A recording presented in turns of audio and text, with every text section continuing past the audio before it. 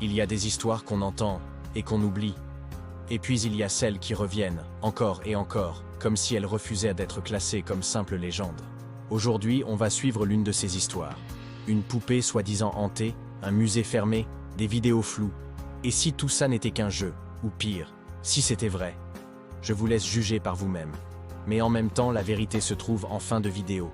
Annabelle, un simple jouet, disait-il. Une poupée de chiffon, au regard vide, incapable de faire du mal. Mais ceux qui ont croisé son chemin savent que derrière ce visage de porcelaine se cache l'un des objets les plus dangereux jamais enfermés dans le musée occulte des Warren. Voici ce qu'on raconte sur cette poupée. Et donne-moi ton opinion en commentaire. Attention Madame Warren, retenez-la. Depuis des décennies, elle reposait derrière une vitrine bénie, sous scellée, protégée par des prières. Jusqu'à ce jour d'août 2023. Le courant s'est interrompu pendant 66 secondes, et quand la lumière est revenue, la vitrine était vide. Annabelle s'est échappée, et elle a un but, un long voyage l'attend. Mais ce ne sera pas un simple road trip, ce sera une traversée du cauchemar. La première alerte est lancée à Monroe, dans le Connecticut. Des caméras de sécurité filmant le musée montrent une silhouette minuscule se glisser dans l'ombre. Personne n'y croit, jusqu'à ce que la police découvre des empreintes de pas d'enfants sur le sol poussiéreux du musée. Puis, les témoignages se multiplient.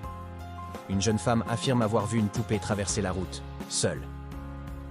Un mécanicien dit avoir retrouvé Annabelle sur le siège de sa voiture, sans explication. Il a quitté l'État 2 jours plus tard, traumatisé. Annabelle ne se cache pas. Elle choisit ses cibles. Chaque nuit, elle se rapproche d'un nouvel hôte et laisse derrière elle des signes de plus en plus étranges. Les habitants sont invités à signaler toute apparition suspecte d'une poupée de type Raggedy Ann. Des phénomènes inexpliqués sont en cours d'analyse par la police locale. Quelques jours après sa disparition du Connecticut, Annabelle est repérée à New York City. Pas dans un musée, ni dans une boutique d'antiquités, mais sur le siège arrière d'un Uber, sans que le chauffeur ne sache comment elle est arrivée là. Les réseaux sociaux s'enflamment. Une vidéo virale montre une poupée laissée dans un square de Brooklyn et qui change de position entre 2 plans, sans que personne ne l'ait touchée. Un jeune couple, Emily et Jonah, trouvent la poupée sur un banc à Central Park. Amusés, ils décident de la ramener chez eux, croyant à un canular. C'est cette nuit-là que leur cauchemar commence. Le chien de la famille refuse d'entrer dans la pièce où se trouve Annabelle. Les lumières clignotent. La télé s'allume seule. Jonah jure avoir entendu des pleurs étouffés dans la salle de bain. Emily retrouve une inscription griffonnée sur le mur. « Tu m'as prise, je te prends. » J'ai voulu la jeter. Mais elle était de nouveau sur notre lit le matin suivant. Elle veut qu'on l'emmène quelque part, je ne sais pas où. Mais chaque fois qu'on essaie de l'abandonner, elle revient. Emily, bouleversée, poste une vidéo où elle supplie les gens de ne jamais ramener chez eux une poupée abandonnée. Mais il est trop tard. Annabelle a trouvé ses premiers passagers. Direction l'ouest. Annabelle est repérée près de Penhurst, un ancien hôpital psychiatrique abandonné en Pennsylvanie, célèbre pour ses histoires de hantise. Un groupe d'urbexeurs filme leur exploration nocturne. Ils tombent sur une pièce où la température chute brusquement. Annabelle est assise au milieu, entourée de symboles dessinés au sang. L'un d'eux, Mason, croit à une mise en scène. Mais dès qu'il touche la poupée, son comportement change. Il rit seul, parle à quelqu'un d'invisible. Sur leur caméra, des voix chuchotées s'ajoutent aux bandes audio. Laisse-la finir. La nuit se termine mal.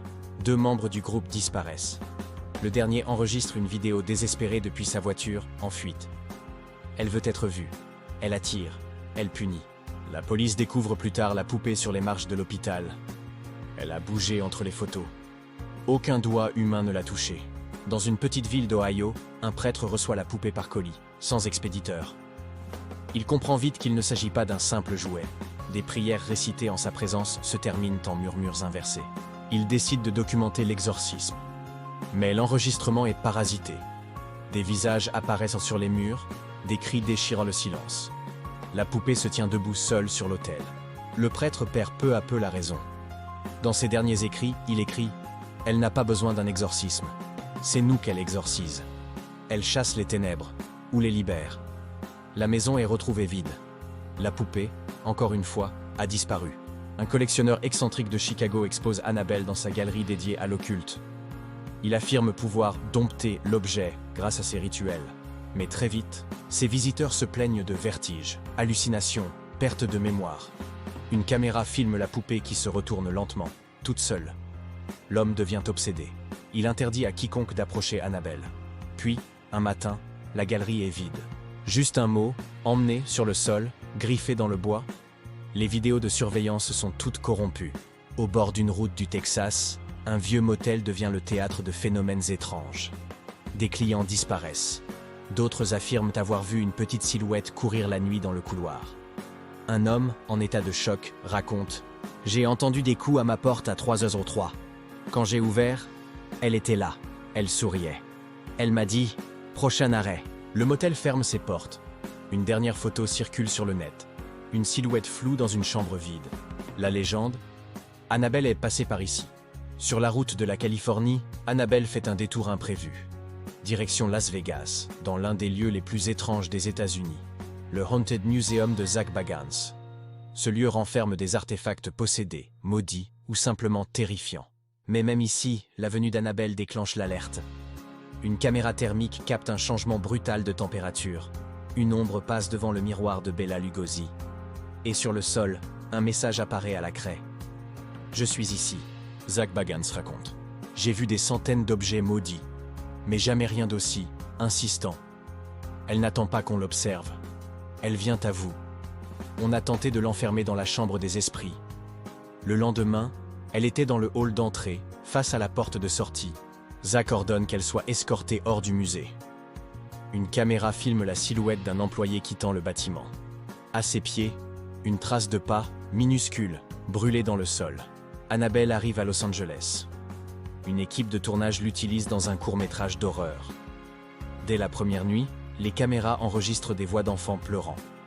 Les acteurs tombent malades, font des cauchemars, deviennent violents. La réalisatrice, fascinée, laisse la poupée diriger certaines scènes. Elle parle d'inspiration surnaturelle. Lors de la dernière prise, tout bascule. Une lumière éclate. Les images deviennent illisibles. Quand l'équipe revient au studio, la poupée a disparu. Elle réapparaît, à la porte du musée Warren. Mais cette fois, la vitrine se referme toute seule derrière elle, et l'électricité du musée tombe pendant 66 secondes. Personne ne sait si elle est vraiment revenue. Voilà ce qui a été dit. Mais est-ce la réalité ou des inventions? Nous allons le savoir tout de suite. Écoutons Tony Spera, le gendre des Warren qui gère aujourd'hui le musée. Hi guys, Tony Spera here. If I look a little hot, it's because I just cut the lawn outside of the Warren property, and I sweat probably about a gallon of water. I feel better now though. I was getting a little lightheaded, but I had to do it. And I tell you, I'm in here in the museum because of the rumors that Annabelle has escaped. Now, I'm going to tell you something. I got to tell you something. I don't know if you're going to want to hear this or not, but Annabelle did not escape. Annabelle's alive. Well, I shouldn't say alive. Annabelle's here in all her infamous glory. She never left the museum. Remember, I have high-tech security here. If she had left the museum, I'd instantly know if something happened or if somebody broke in. I have good alarm systems here, and the police are very good to respond. They respond within a couple minutes, maybe, if that. But Annabelle's here, and she didn't go anywhere. She didn't take a trip.